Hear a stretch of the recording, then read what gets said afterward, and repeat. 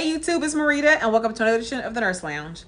In this edition, we're actually going to do another Q&A. It is that time again where I've had enough questions that the best thing for me to do, instead of doing separate small snippet videos, is to do another Q&A, and I'm going to answer those questions here. So hopefully the ones who've asked questions recently will see their answers right here in this video. If you want to see the questions that I've been asked and what my answers are, please stay tuned.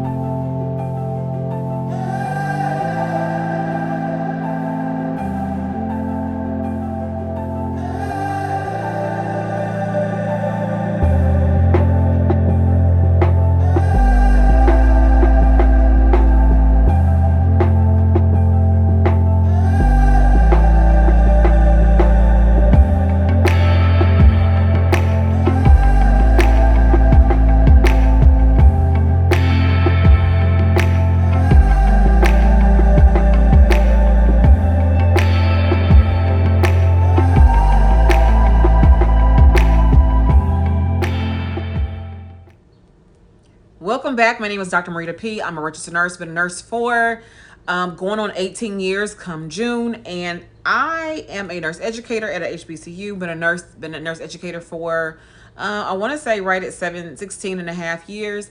Enjoy what I do, doctorally prepared, all that jazz. Let's go ahead and jump right into the video. So I have my phone here. I'm going to read the questions off of my phone and answer them. And that way we're going to do this Q&A video. I love Q&A videos, by the way. So if you all have questions for me, keep them coming because I'll compile them and then I'll do another Q&A video. And of course, your questions will be answered in these videos. So first question is by Bella's mother. How do you deal with toxic environments in healthcare from coworkers? And then she goes on to say, I'm a phlebotomist and want to become a nurse. So how do I deal with toxic environments in healthcare workers, from healthcare workers? So this is the thing, Bella's mother, I don't tolerate any of that. I'm someone who likes to avoid toxic environments. So I come into work, I do my job, and I go home. I have the understanding in my mind that I'm not here to make friends. And when people bring that drama to me, I'm like, I'm not really a part of that drama. And I'll tell them, I'm not really, here for that. And if we could change the conversation to something that, that I'm willing to participate in, great. If not, you'll find me over here. So I'm basically saying that I avoid those toxic environments at all costs because I don't be a part of it. Remember, the one thing I always say, do more listening than talking, and you will find out very quick who is and who isn't. As my mother would say, anybody that'll bring a bone, a dog that'll bring a bone will take one. Meaning that somebody comes and tells you some information about people, best to believe if you tell them some stuff about you, they will go tell that to somebody else. So watch and observe. Do a lot of watching and observing. And then after that, kind of vet who you can and can't associate with. Again, I don't go to work to make friends. I go to work to do my job and come home. So with that being said, when it comes to the toxic people, I avoid them. If they're sitting over here, I'm sitting over here. If they're coming down this way of the hallway, I'm going the opposite direction. If I have to pass them, good morning, good afternoon, then I keep it moving. I do not entertain anything like that. When it comes to physicians specifically, when they are toxic, because they can be, then I just remain professional at all times. And you do this with every situation. Remain professional at all times, no matter what. You remain professional and you keep it moving. One thing I always say as a rule of thumb, congratulate in public and criticize in private. So you yourself also be the person who is a noteworthy and astute nurse, okay? You don't be the toxic person either. So that means if you have something to say to somebody, then you need to bring them to the side, bring them to a private room and kind of talk about what the issues are. If it's something that you want to say to celebrate somebody, again, celebrate them in public. I saw you did a great job with this and I want to let you know whatever happens to be. Now, when they come to you with that toxic mess, they want to, come talking crazy to you when you are, in the hallway, you stop them right there and say, no, ma'am, no, sir. If you have something to say to me, you will say it for one in a professional manner, professional tone, and you will say it privately. If you cannot do that, then we will not have this conversation, and you walk away. And that's exactly how you do it. You leave them there standing looking silly. And if they come, yelling down the hall behind you or whatever, again, they're looking foolish, okay? So I avoid all those kind of situations because I don't entertain it. I just don't. I don't have the energy I honestly do not have the energy to entertain such nonsense to begin with. So that's my recommendation. That's what I do. I don't entertain it. Move away from it. The next question is by Nazeth Perez. Um, Wanted a video on working while in nursing school, completing prerequisite courses. So my recommendation on this one is, for one, I don't recommend working while you're in nursing school. I don't. Nursing school is hard enough. So I just don't. I just don't. That's the short of it, okay? But I do know that some people have to work. So if you have to work, what I suggest you do is find a PRN job somewhere, or a job that's very flexible. A job that understands that school is your number one priority. And then I also need for you all to understand that school is your number one priority. Nursing school does not work around work schedules. I'm having to tell students this time and time again. Nursing school does not work around work schedules. I don't care what day you got to go to work. Nursing school, this is the day that you schedule for class. If you ain't here, that's a 0. Okay. The only caveat to that is people who are in the military, who have reserves and things like that. That by law we have to provide accommodations for. But outside of that, that's, the fact that you got to work is not a concern of any of your instructors. So be mindful of that. But I digress. To get to your question though, seriously, I don't recommend it, but if you do have to work, get a job that's PRN, that's flexible, that allows you to work around your work schedule. And then after that, you have to find a balance between the two. You have to find a balance in terms of getting your work done and things like that. Again, if they are someone who says, okay, well, you have to work, 40 hours a week and we don't allow you to do, then that's not the job for you. Find you a job that is flexible. Be a CNA. CNAs, a lot of times, at these institutions, at these places who know that you're going to nursing school, they are usually more flexible and will work around your schedule. Just do whatever you need to do that is PRN or part-time, that is flexible. That is the key. Again, remember, we don't work around nursing schedule or nursing school. We don't work around work schedules. Work schedules work around nursing school. This is another one by Firestar Official TV. They ask why you chose nurse education as a career. That is a great question. So I am someone who, I always say, I didn't choose nursing or nursing education. It chose me. And the gist of that is I was in school. I was trying to go back to school to get my master's degree. And while I was at the school that I used to attend for my undergrad, because they had a master's program or started a master's program, they asked me, would I mind doing some clinicals for them once I started my master's program? And I said, sure, I'll do that. As long as it pays, because I was a single mom at the time. So as long as it pays. And they said, of course it does. So that's what we did. And I did my first clinical rotation at an Army hospital with OB. I am an OB nurse. And I didn't really enjoy it. I'm like, they threw me in there. There is no orientation. You just go and learn as you go. So I didn't really enjoy it. But I kept with it. And as time went on, I started seeing how much I started to enjoy education and enjoying teaching. And for when those students got that aha moment where the light bulb came on, I'm like, oh my gosh, they get it now. And to see them grow, that right there is that's my high. So I didn't choose education. It chose me. And when I saw that I had a gift to do it, I saw that I could have contribute to new nurses coming into the field and being proficient and competent in what they do. And when I knew I have a hand at, being a good educator, then I just kind of went with it. I just kind of, fell with it and said, okay, you know what? I think I could do this. I think I could do this. Now, I knew up front the education does not pay well, but I always make it work for me. So I'm not concerned with it, because guess what? I'm about to be off for the next 3 months. Okay. I'm off for 3 months and I still get paid. So I don't get paid, I get paid very well, actually.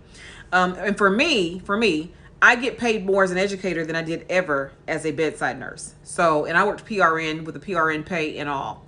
So for me, clinical, working the clinical side, doing nights, weekends, and holidays, and where I now work only 8 months out of a year and get paid for 12. And I get paid more doing that than I was doing when I was working bedside for 12 months a year, nights, holidays, weekends. No, I'll pass. I'm good. So for me, it was a win-win situation. I love education. I love teaching. And like I said, when I get into that classroom, I could be having a bad day. I could be having a bad week. I could be depressed. But when I get into that classroom, it just clicks for me. When I get into that clinical site or with my students, it just clicks for me. And all my worries and all my situations just kind of go. And I focus on what I'm doing with the students. And I love it. And when you have a student who's engaged and students who are engaged and they're eager to learn, it makes education so much better. So imagine you having a great instructor, right? And imagine you having great students. Those two put together, that is a force to reckon with, because you have great education coming from an educator who wants to give it. You have great students who come to receive it. They're not entitled. They don't have all these issues that I see sometimes from dating with the students today. And that's what makes me be a great educator, in my opinion. So I love it. So yeah, I think, like I said, I didn't choose education. Education chose me. But I stuck with it. You know, I love the fact that I'm able to take what I learned in the field, the clinical side, and bring it to the classroom and teach them what the latest is, all while saying, okay, this is what it's been. For me, nursing has been a great career for me. It has allowed me to do the things I want to do in life. I have really no complaints. I have no desire to really go into any other career field outside of nursing. Now, what I do in nursing may change, but I have no desire to go outside of nursing because it has allowed me my lifestyle. It has allowed me to do things that I want to do, and I'm very happy with that. All right, so let's go on to another question that I have. One was, can you talk about the future of nurses and how it is impacted when new grads are not staying at the bedside, and the jobs are expecting them to hit the ground running, foregoing a lot of learning just for bodies to work? Now, this is someone who watches me here on YouTube as well as follows me on IG. I recommend you do that if you're not following me on IG and on TikTok, by the way. I'll put those handles up there. So this is a loaded question, or a loaded question. The future of nurses and how it's impacted when new grads are not staying at bedside. So what I feel is, for one, the new nurses are scared for a lot of things that are going on currently in nursing. And, you know, if you've watched my videos on the case here in Nashville, if you watch the videos on the what's called the Million Nurse March, or the Nurses March that's coming up, a lot of people are scared for good reasons, but then again, not so good reasons. And people are getting burnt out, and they're getting burnt out earlier and earlier and earlier. And in terms of the future, there's always going to be somebody who's going to work bedside. So just because you don't, that's you. That doesn't mean that nobody will. There's people out there who have to work. So they're going to always have people working bedside. That's never going to be an issue with that. The thing is, how much will they pay for it? That may be something different. But nurses will always work bedside. I don't have a fear of the future regarding that. They'll always work bedside. Now, in terms of people leaving and things like that, and in terms of, I think the next part was, the jobs expecting them to hit the ground running, foregoing a lot of learning just for bodies to work. You have to be an advocate for yourself. So let this part of the video be a testament to say you have to be an advocate for yourself. If you are not advocating for yourself to say, okay, no, I need longer orientation time. No, you're just not gonna throw me into there. And I think a lot of times, because you all are fearful of losing your jobs, that you do what you're told to do. And I'm here to tell you, you can get fired today and have a job tonight, a new job tonight. It's not an issue. The issue, what you need to be worried about, is you losing that nursing license. And I've said time and time again, the hospitals don't care nothing about you.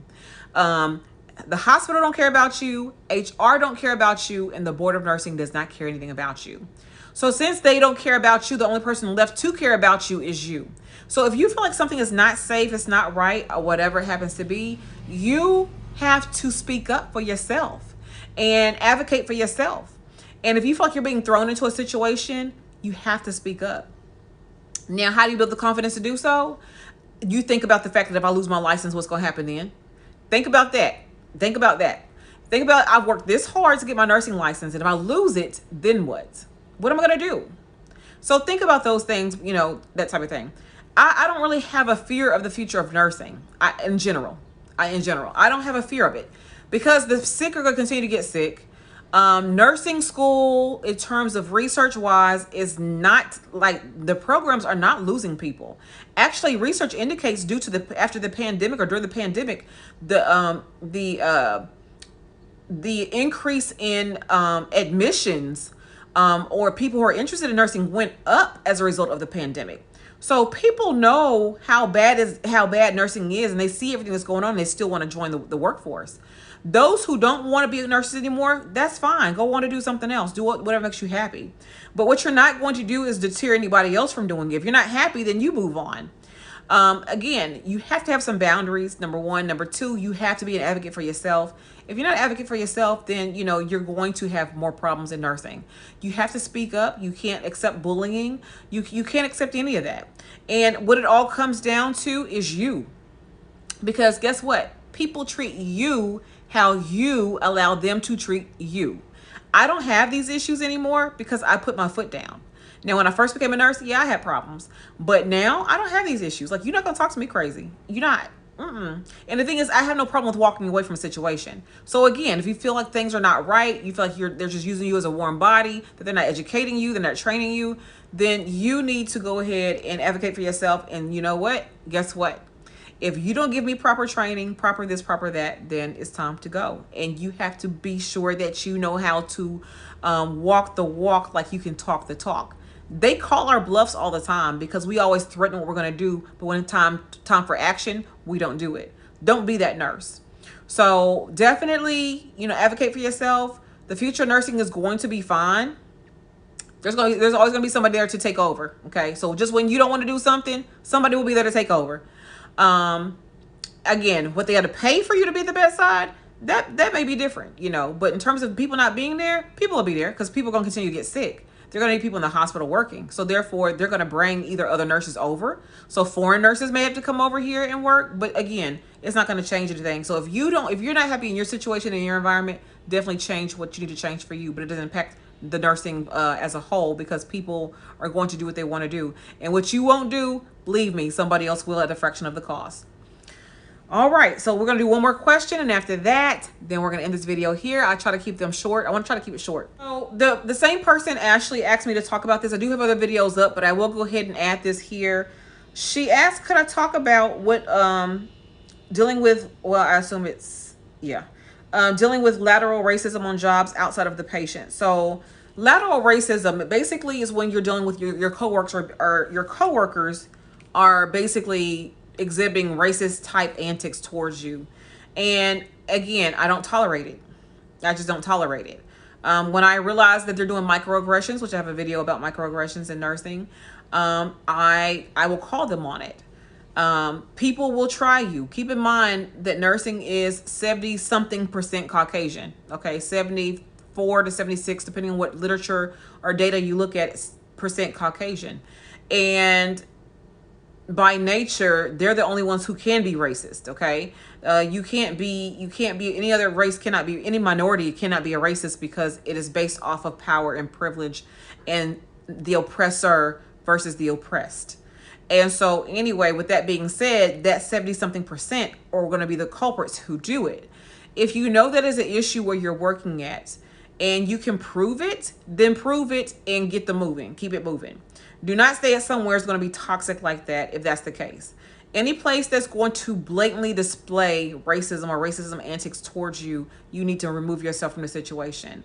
Now, you could easily say, okay, well, you know what? I'm going to do this, that, and the other. I'm going to fight back. And okay, go ahead and do that. But they're going to create a hardship for you regardless, okay? Go to where you are celebrated, not tolerated. Do not go to where you just fit a quota. Do not go anywhere just to fit in. You don't want to fit in either. That means if you fit in, that means you have to change who you are to fit into their narrative. So don't do that either. I don't even believe in assimilation. I will not go somewhere and assimilate to whatever the people happen to be. I'm going to always be me and remain me at all times. So if you are a minority, ethnic minority, and you have not experienced racism yet, oh, believe me, it's coming. It's coming, especially in nursing. It is coming. Now, what you do after that is up to you. But what you do need to do is remain professional at all times and don't engage with those kind of people. If they do something that is physically harmful to you, you need to go ahead and take care of that by pressing charges and again getting out of that situation. So when it comes to lateral racism, I don't tolerate it. I just don't. I don't tolerate. I'm at an age and a point in my life where I don't tolerate nothing. Okay.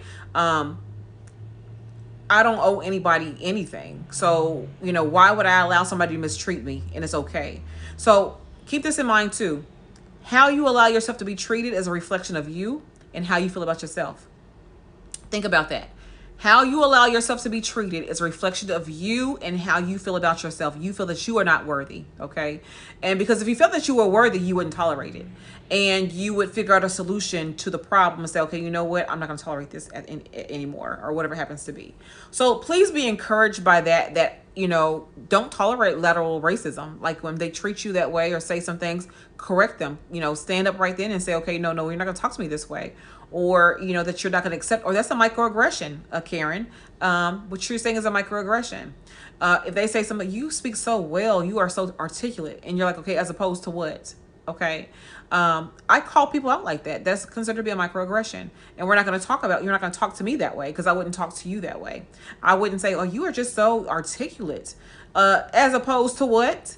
As if I can't be anything else. So just be mindful of those things, and learn what microaggressions are and what that is. Learn what bullying is and what it looks like. Not your overt bullying in your face, which you know it is, but covert bullying, which I've talked about before. Covert bullying is more so along the lines of, which can go along with racism, but it's like you getting the unfair assignments all the time. Or they'll say something like, hey, give that patient to Marita, she can handle them. That's a form of covert bullying.